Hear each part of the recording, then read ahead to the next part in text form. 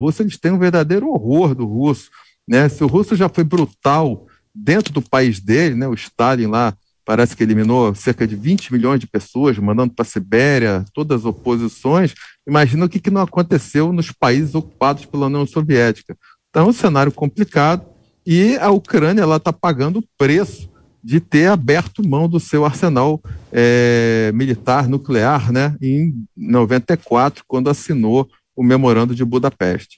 Bom, Kawaguchi, o The Guardian consegue uma entrevista exclusiva com o assessor do presidente da Ucrânia, Volodymyr Zelensky, e diz o seguinte, esse assessor ao The Guardian, que existe uma previsão de mais ataques nos próximos 2 ou 3 meses, da mesma intensidade, semelhantes aos ataques que aconteceram na Crimeia, inclusive com o objetivo de criar o caos dentro das forças russas. Nós vimos aí esse ataque cibernético.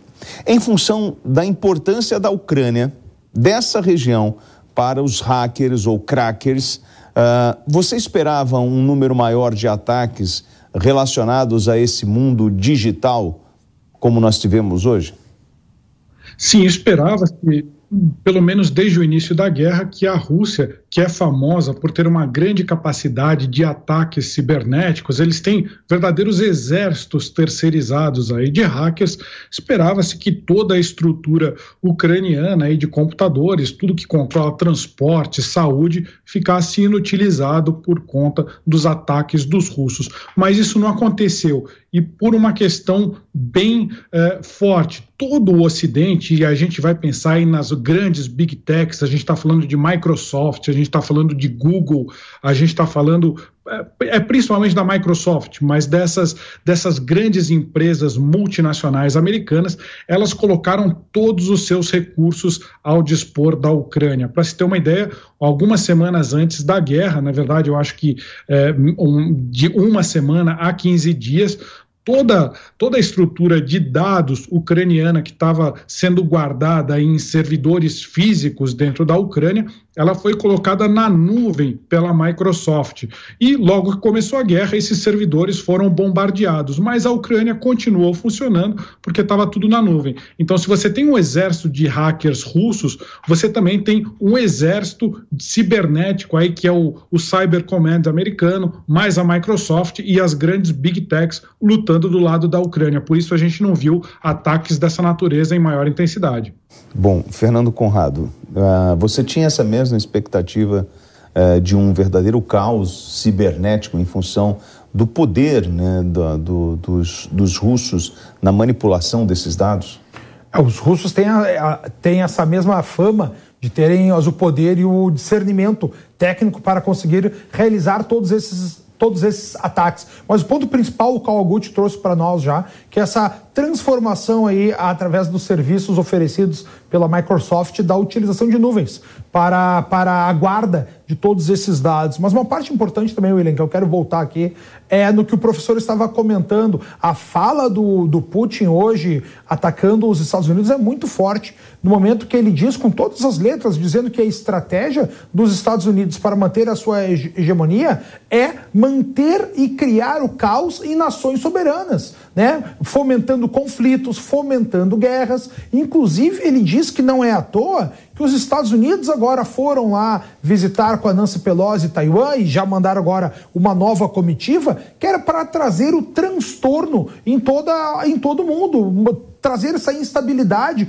global que a gente vive. Faz agora já 1 ano aí de aniversário do abandono dos Estados Unidos lá do Afeganistão. Deixaram, ao Deus dará, com bilhões de equipamentos ao Talibã. E o que a gente pensava desde aquela época, o que era? Pô, se os Estados Unidos abandonaram o Afeganistão, o que eles podem fazer com todos os seus, com as suas nações parceiras espalhadas pelo mundo, né? A Austrália ali naquela tensão no Mar do Sul da China, né, e outros lugares do mundo. O que a gente está vendo agora nos Estados Unidos é buscar essa imagem internacional através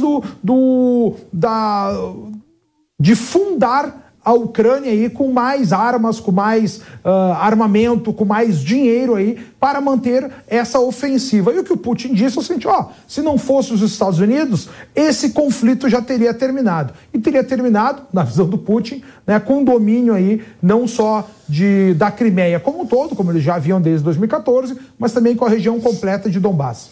Nessa terça-feira, professor, o Ministério da Defesa da Rússia informou que um armazém de munição russo da península da Crimeia foi incendiado, deflagrando explosões. O incidente ocorreu uma semana após um suposto ataque da Ucrânia a uma base militar russa na mesma região. Autoridades russas afirmam que o incêndio começou em um local de armazenamento temporário de munição perto da vila de Minsk. Não houve vítimas graves, mas o chefe regional pró-Rússia disse que 2.000 pessoas foram removidas de uma vila próxima a explosões e 2 ficaram feridas. Esse impacto, né, com as explosões, deslocamento de ar, isso traz uma instabilidade no local para além da destruição, né, das unidades, né, das instalações militares, mas traz um efeito psicológico para a tropa que está ali, ou naquele entorno, ou naquela base, que é um efeito, o senhor como analista, né? Isso traz um abalo na moral da tropa? Sim.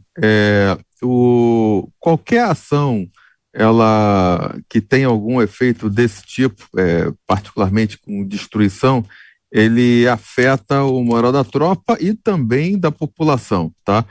Vamos lembrar o seguinte, que na guerra todos mentem. Existem aí praticamente 3 tipos de propaganda que são classificadas aí nas operações psicológicas: a branca, a negra e a cinza, tá? Então, a operação psicológica, né, a propaganda branca, é aquela institucional, que você tem ali o chefe de Estado dando algum dado, tá? A cinza, ela é divulgada, mas a fonte é oculta. Então, às vezes, quem tem alguma rejeição por uma propaganda daquela tipo chapa branca, mostrando quem isso aqui está fazendo propaganda pessoal, então eles lançam a propaganda cinza só com a informação, não sabe qual é a fonte. E a propaganda negra é quando você faz alguma coisa e tenta botar na conta do outro, tá? No caso, na guerra, o que acontece? Até a propaganda branca, que é justamente o que a gente chama comumente de comunicação social, ela não é necessariamente confiável, porque as informações que são divulgadas numa guerra, elas são sempre de interesse do esforço de guerra, do esforço militar. Então, a gente vê essa dicotomia: os russos falam uma coisa, os ucranianos falam outro, o pessoal da OTAN fala outro. Eu conversei com alguns adidos militares na Europa e o pessoal que não faz parte da OTAN, eles percebem nitidamente que, digamos, o militar do país que é da OTAN, quando vai fazer algum tipo de interação, reúne os adidos dos países que não são da OTAN, eles tentam manipular as informações, normalmente desacreditar a Rússia, desacreditar o esforço de guerra russa, tentam sempre passar os russos como incompetentes. Ou seja, nem mesmo a informação oficial em tempo de guerra a gente pode levar ao pé da letra. Bom, Kawaguchi, isso que o professor está falando é muito importante, porque você esteve no território ucraniano e como você passou por esses locais de confronto, né, ou pós-confronto, pós-bombardeio, o que você viu é um cenário de terror. A gente já conversou sobre isso. E tem coisas que você não pode nem relatar ou não consegue nem relatar em função do cenário que se apresenta ali, né? A gente tem 2 fatores. Um deles é o próprio governo ucraniano, as Forças Armadas, eles restringem o que pode ser filmado, o que pode ser mostrado. Você não pode mostrar tropas, deslocamento de tropas, para que os russos não tenham ideia, por exemplo, onde que estão as unidades ucranianas. Isso também acontece do lado dos russos. Se a gente lembrar, aconteceu aí há 2 dias a explosão de um quartel-general do chamado Wagner Group, o grupo de mercenários da Rússia. Isso aconteceu, segundo a Ucrânia, por conta de, e até falado, foi confirmado pela Rússia, porque um jornalista russo mostrou esse local nas redes sociais, e aí os ucranianos aproveitaram para bombardear. Então tem essa questão técnica e tem a questão também do horror da guerra.